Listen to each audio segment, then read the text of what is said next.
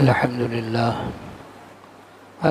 لله نحمده ونستعينه ونستغفره ونؤمن به ونتوكل عليه ونعوذ بالله من شرور أنفسنا ومن سيئات أعمالنا من يهده الله فلا مضل له ومن يضلله فلا هادي له وأشهد أن لا إله إلا الله وحده لا شريك له وأشهد أن سيدنا ونبينا ومولانا محمدا عبده ورسوله صلى الله تعالى عليه وعلى آله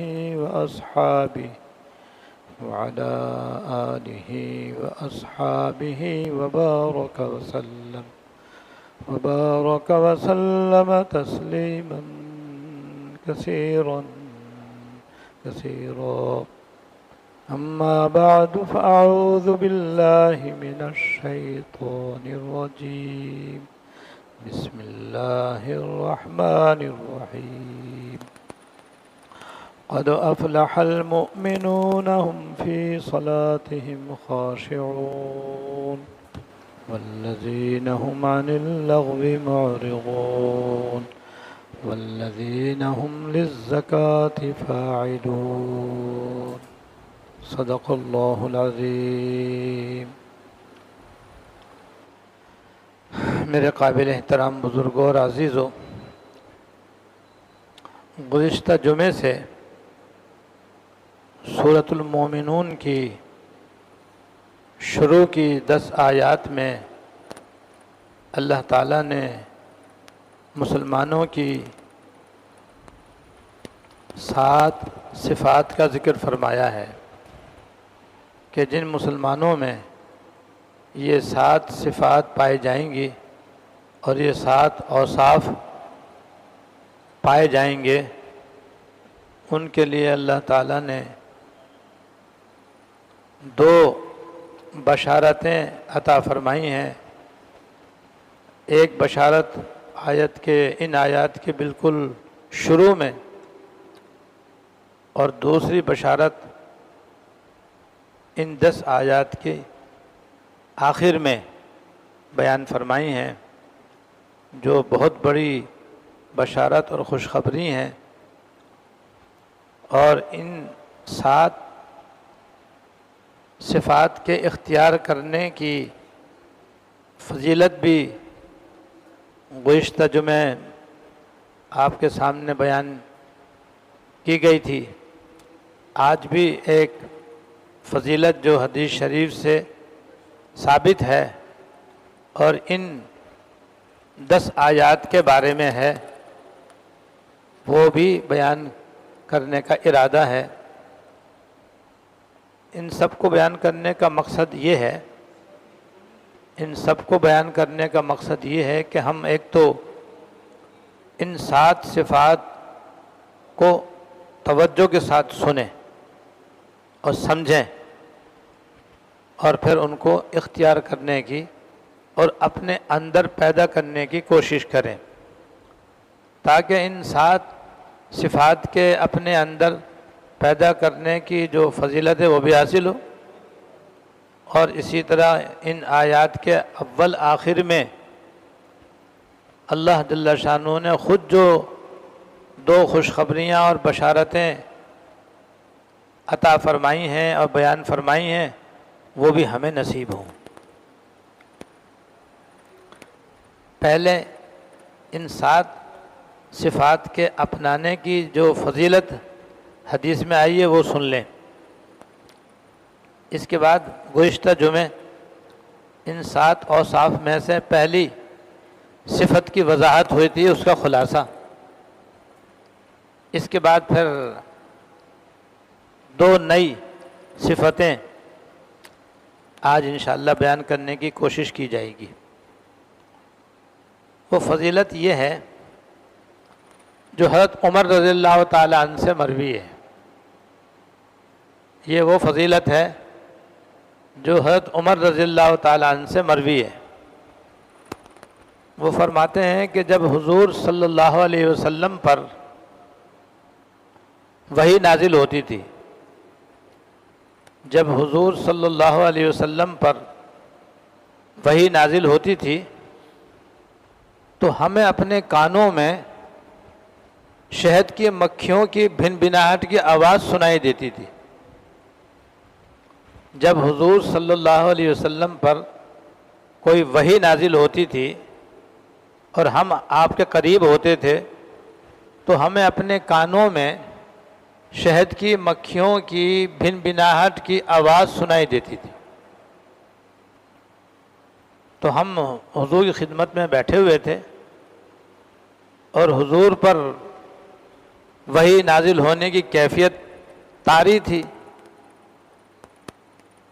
اور ہمیں اپنے کان میں شہد کی مکھیوں کی بھن بھنانے کی آواز سنائی دے رہی تھی۔ تو میرا ارادہ تو جانے کا تھا، لیکن جب میں نے یہ کانوں میں بھن بھناہٹ سنی تو میں ٹھہر گیا،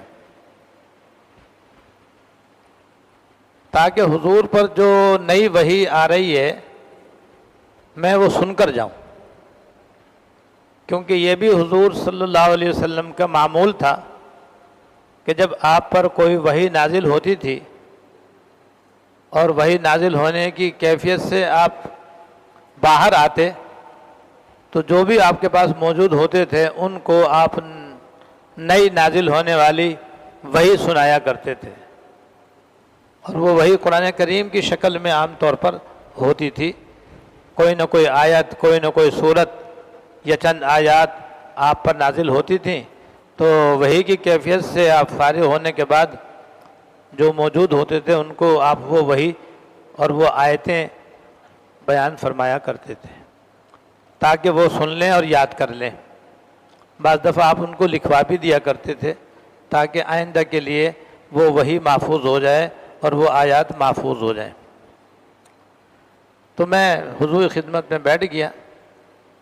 تھوڑی دیر میں جب آپ وحی کے نازل ہونے کی کیفیت سے باہر آئے تو باہر آتے ہی آپ قبلے کی طرف بیٹھ گئے، قبلہ رخ ہو کر آپ بیٹھ گئے، اور اللہ تعالیٰ سے یہ دعا آپ نے کرنی شروع کی: اللہم زدنا ولا تنقصنا، یا اللہ ہمیں بڑھائیے کم نہ کیجیے۔ اللہم زدنا ولا تنقصنا، یا اللہ آپ ہمیں بڑھائیے کم نہ فرمائیے۔ اکرمنا ولا تہنا، یا اللہ آپ ہماری عزت بڑھائیے اور ہم اس میں کمی نہ فرمائیے، آپ ہمیں ذلیل اور رسوا نہ فرمائیے۔ وآتنا ولا تحرمنا، یا اللہ آپ ہمیں عطا فرمائیے، محروم نہ فرمائیے۔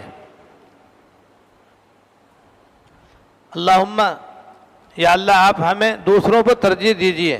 اللہم آثرنا ولا توثر علینا، یا اللہ آپ ہمیں دوسروں پر ترجیح دیجیے اور ہمیں دوسروں کے مقابلے میں کم نہ فرمائیے۔ یہ آپ نے دعا فرمائی ہے۔ ورزنا ورض عنا، اور یا اللہ آپ ہمیں راضی فرما دیجیے اور راضی فرما کر اپنی رضا سے ہم کو راضی بھی فرما دیجیے۔ اللہم ارزنا ورض عنا، یہ بڑی جامع دعا ہے بھائی، یہ اس موقع پر آپ نے فرمائی اور ہمیں اس کی تعلیم دے دی، اس لیے یہ دعا ہم سب کو یاد کر لینی چاہیے۔ عربی میں یاد نہ ہو تو اردو میں یاد کر لینا چاہیے کہ اللہم زدنا ولا تنقصنا، اللہم زدنا ولا تنقصنا، واکرمنا ولا تہنا، وآتنا ولا تحرمنا، ورزنا ورض عنا۔ ورزنا ورض عنا، ورزنا یا اللہ آپ راضی ہو جائیے، ورض عنا اور ہمیں بھی راضی کر دیجیے اپنی رضا کے طفیل۔ یہ دعا کرنے کے بعد آپ نے فرمایا کہ اس وقت مجھ پر سورۃ المومنون کی 10 آیتیں اللہ تعالیٰ نے نازل فرمائی ہیں۔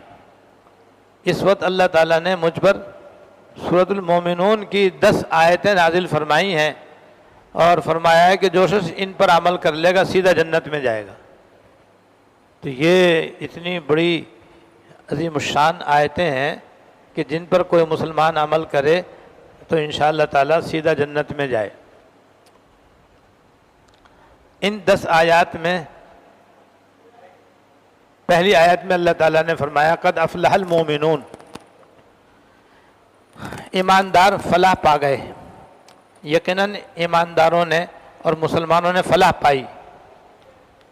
اس کی تشریح میں گزشتہ جمعہ کر چکا ہوں، مختصراً اب میں دوبارہ کروں گا تاکہ دوبارہ تازہ ہو جائے اور یاد ہو جائے کہ پہلی بشارت اللہ تعالیٰ نے پہلی آیت میں یہ دی ہے کہ اہل ایمان فلاح یاب ہو گئے۔ فلاح کے معنی ہوتے ہیں کہ آدمی کی ہر مراد پوری اور ہر پریشانی دور، اسے کہتے ہیں فلاح۔ اللہ تعالیٰ ہم سب کو نصیب فرمائے۔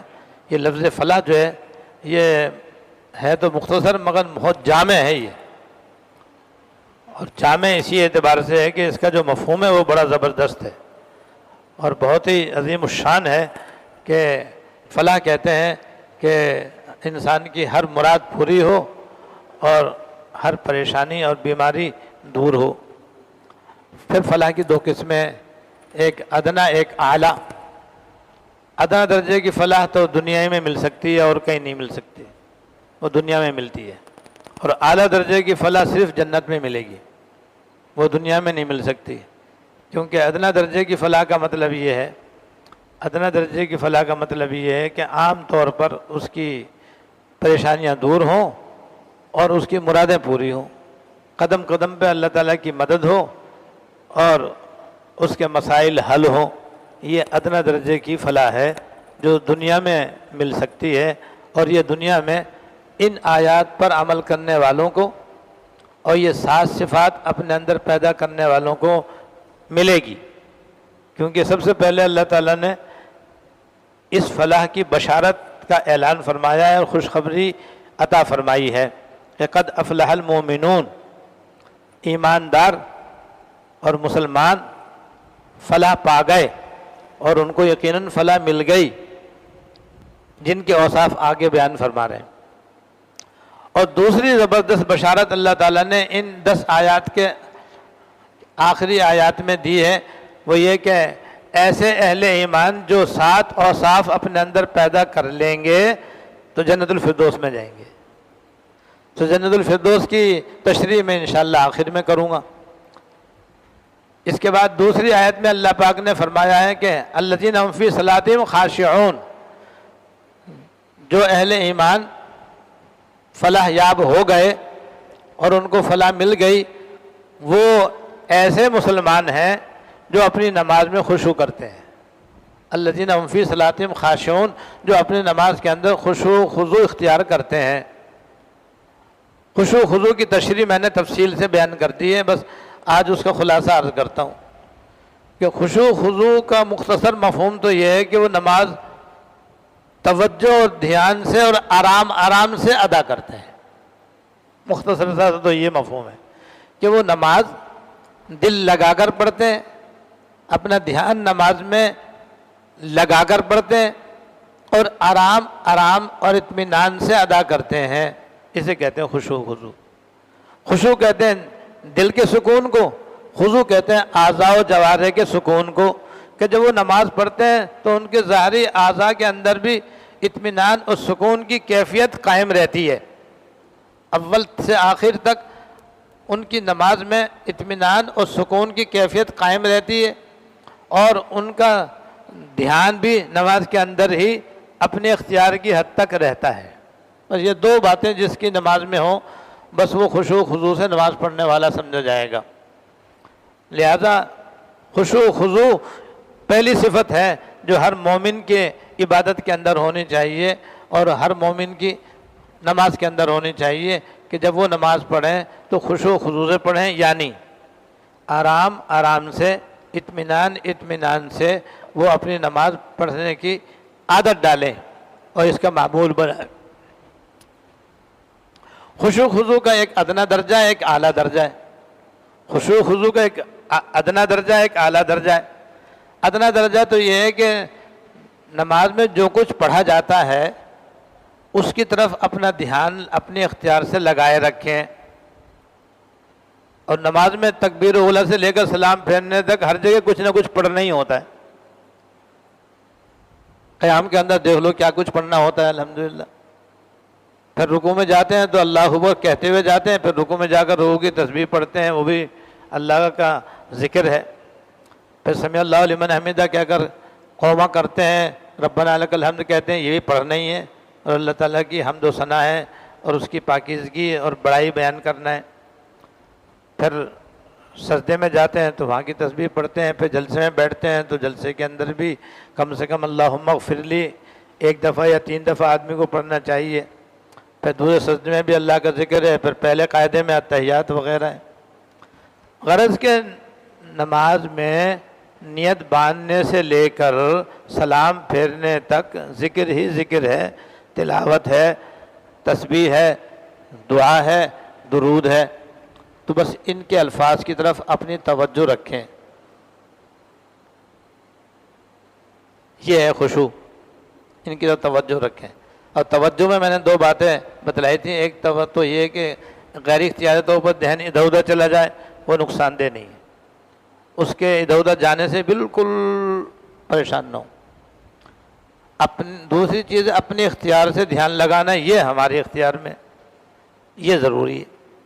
لہذا نماز میں تکبیر اولیٰ کے وقت قیام میں، رکوع میں، قومے میں، سجدے میں، جلسے میں، قعدے میں، یہاں تک کہ سلام پھیرنے تک جو کچھ پڑھتے ہیں اپنے اختیار سے اپنا دھیان نماز کی طرف لگائے رکھیں، پڑھنے کی طرف لگائے رکھیں، ہٹے اور لگائیں، ہٹے اور لگیں، 100 دفعہ ہٹے 100 دفعہ لگائیں، یہ ادنا درجہ ہے۔ ایسی ذکر میں، ایسی تسبیح میں، ایسی تلاوت میں، ایسی ہر عبادت میں اپنا دھیان جو کچھ ہم ادا کر رہے ہیں اس کی طرف لگائیں، نہ لگے اس کی پرواہ نہ کریں، 100 دفعہ نہ لگے 100 دفعہ پرواہ نہ کریں، مسئلہ حل بالکل۔ یہ تو ادنا درجہ ہے۔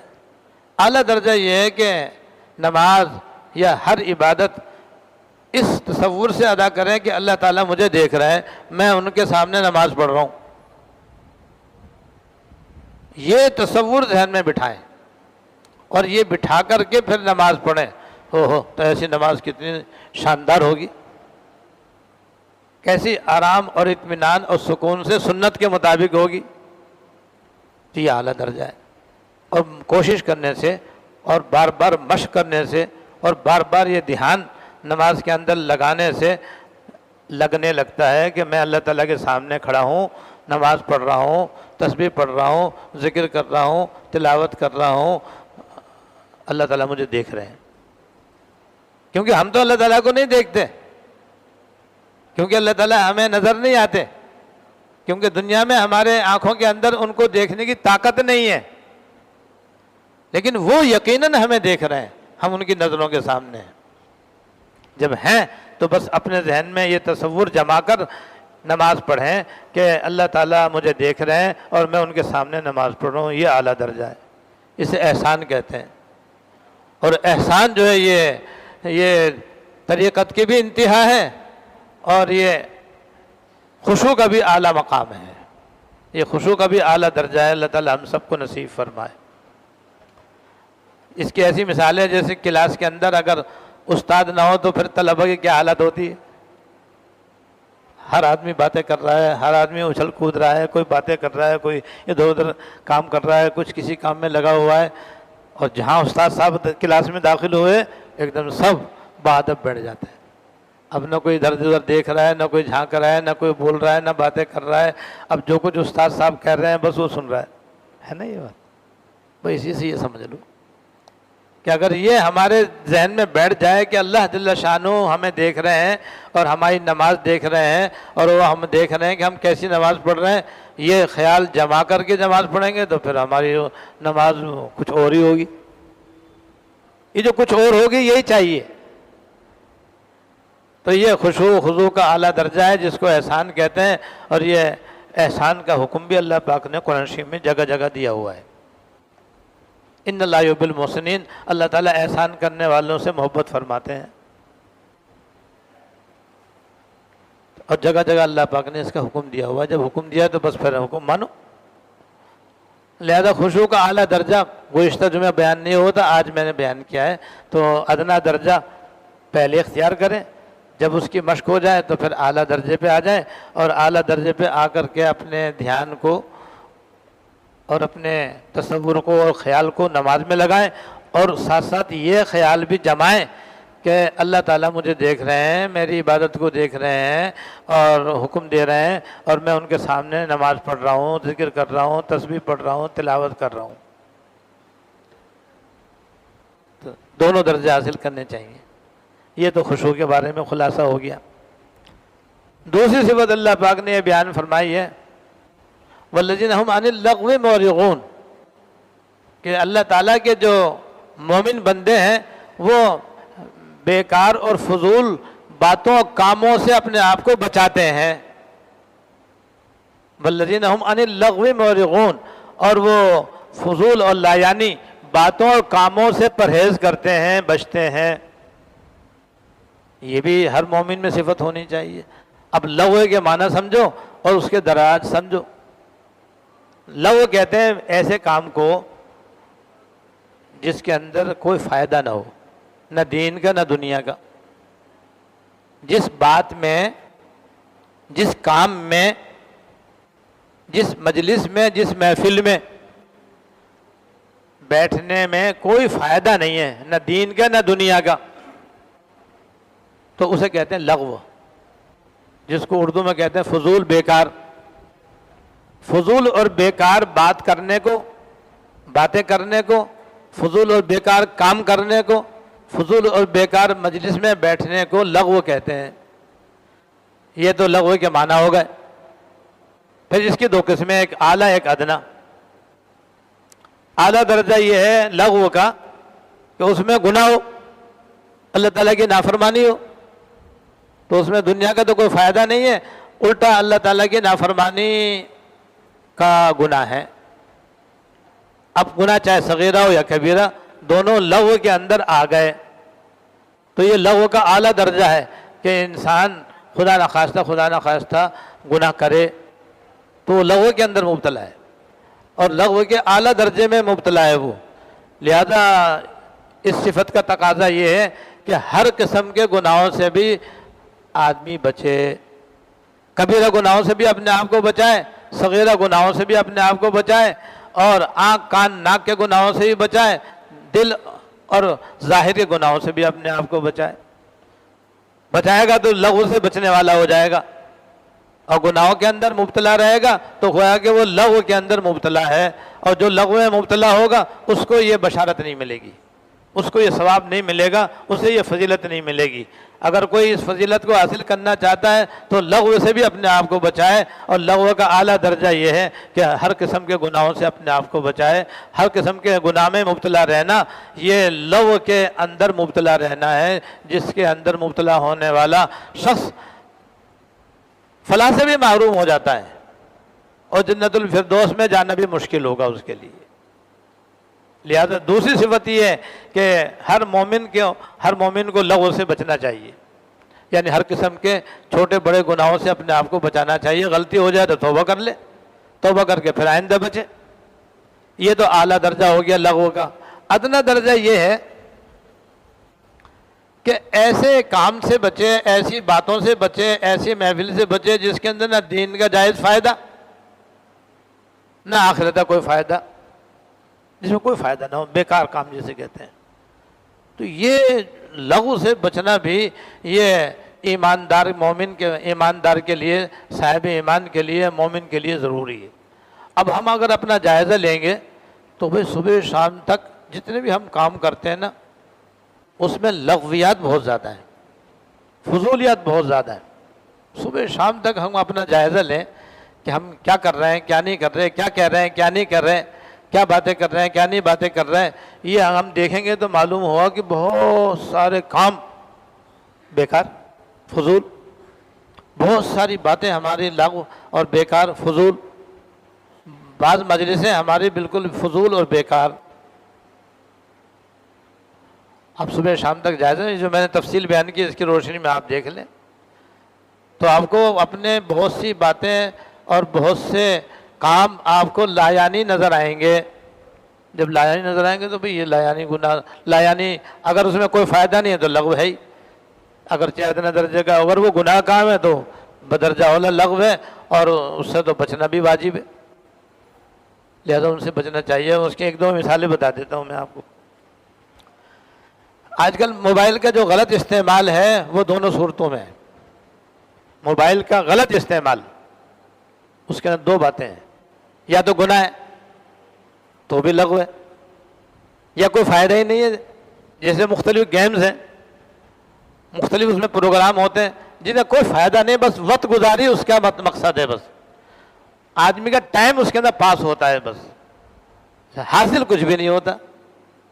نہ دین کی کوئی اس میں کام کی بات ہے، نہ دنیا کو کوئی جائز فائدہ ہے. بس آدمی اس کو کھیل کے طور پر استعمال کرتا ہے، کھلونے کے طور پر موبائل استعمال کرتا رہتا ہے، اور گھنٹوں اس کے اندر مشغول رہتا ہے، حاصل کچھ بھی نہیں ہوتا.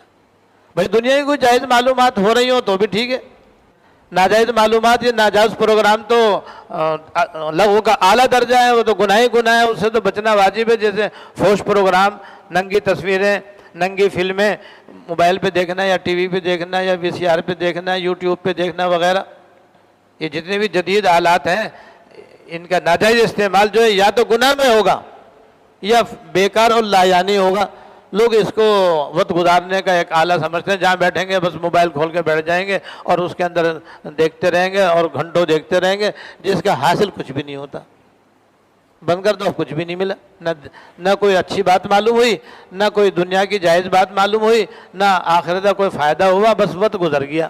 بھئی وقت بڑا ہمارا قیمتی ہے، بڑا قیمتی وقت ہے، اس کو اس طریقے سے ضائع کر دینا یہ لغو کے اندر اپنے آپ کو مبتلا کرنا ہے. اور لغو کا چاہے ادنا درجہ ہو یا اعلیٰ درجہ، اعلیٰ درجہ تو گناہ ہی گناہ ہے، اور ادنا درجہ یہ ہے کہ نہ دین کا فائدہ نہ دنیا کا فائدہ. لہذا مسلمان کے لیے ضروری ہے، اور صاحب ایمان ہونے کے لیے اور ان دو بشارتوں کے حاصل کرنے کے لیے ضروری ہے کہ آدمی لغویات سے اپنے آپ کو بچائے، فضولیات سے اپنے آپ کو بچائے. حدیث میں آتا ہے من حسن اسلام المری ترکہ ما لا یعنی. من حسن اسلام المری، آدمی کے اچھا اسلام ہونے کا تقاضا یہ ہے کہ فضولیات سے اور لا یعنی باتوں سے اپنے آپ کو بچائے. تو بھئی دوسری صفت یہ ہے کہ وہ الذین هم عن اللغو معرضون، کہ جو لغو اور بیکار کاموں اور باتوں اور مجلسوں سے اپنے آپ کو بچاتے ہیں. تو اگر اس سے بچائیں گے تو بہت سا وقت ہمارا بچے گا اللہ کا ذکر کرنے کے لیے، تسبیح پڑھنے کے لیے، تلاوت کرنے کے لیے، عبادت کرنے کے لیے. اور پھر یہ لغویات جو ہیں آدمی کی لڑائی کا ذریعہ ہی بنتے ہیں، یہ لڑائی جھگڑے کا بھی ذریعہ بنتے ہیں، نا اتفاقی کا ذریعہ بنتے ہیں. کوئی نقصان ہو یا نہ ہو، قیمتی وقت کا ضائع ہونا تو اس میں یقینی ہے بالکل. اور یہ انسان کی زندگی کا ایک لمحہ اتنا قیمتی ہے کہ کسی لمحے میں کوئی اللہ تعالیٰ کی عبادت ہو جائے تو وہی اس کے لیے ذریعہ نجات بن سکتی ہے. اللہ تعالیٰ مجھے بھی اور آپ کو بھی خشوع و خضوع اپنی عبادت میں پیدا کرنے کی توفیق دے، اور لغویات سے اور فضولیات سے اپنے آپ کو بچانے کی توفیق دے. واخر دعوانا الحمدللہ، باقی آئندہ انشاءاللہ.